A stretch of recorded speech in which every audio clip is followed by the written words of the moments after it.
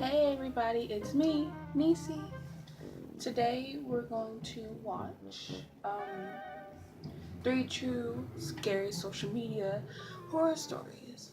Okay, social media is big in my generation, so let's see what happens. Now let's go.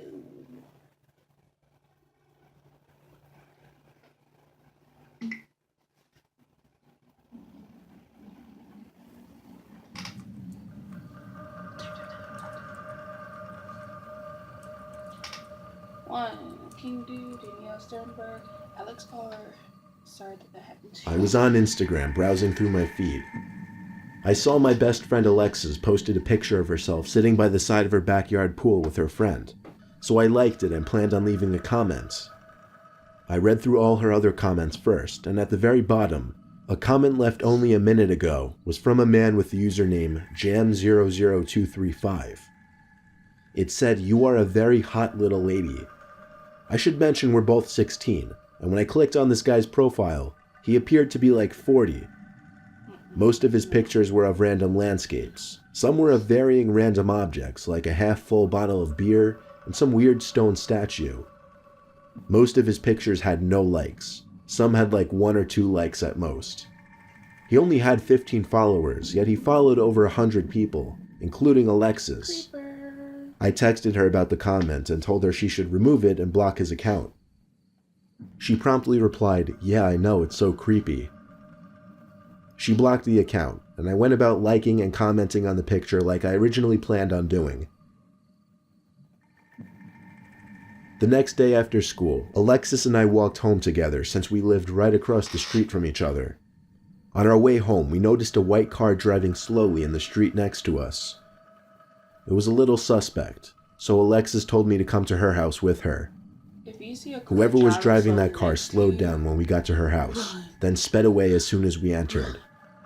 It was the sketchiest thing we'd ever seen, and we almost felt like we were being followed. I stayed over Lexi's house the rest of the day. We worked on our biology project together, then we just hung out until late at night since we had no school the next day. It was often that I'd spend the whole day at Lexi's house. This was one of those times.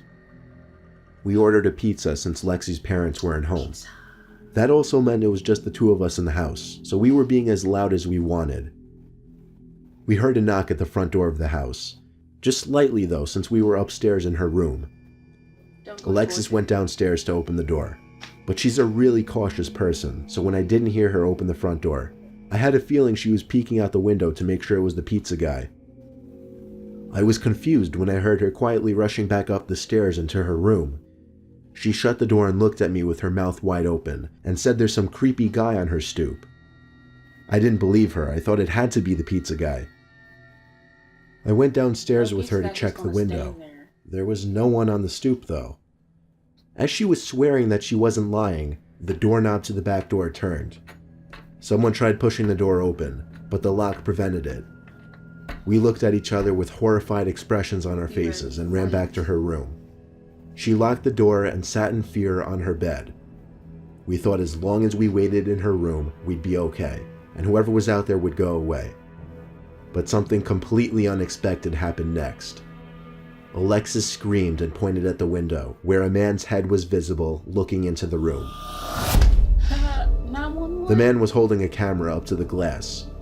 What made the sight even more horrifying was the fact that we were on the 2nd floor, which meant this man climbed up onto the patio roof.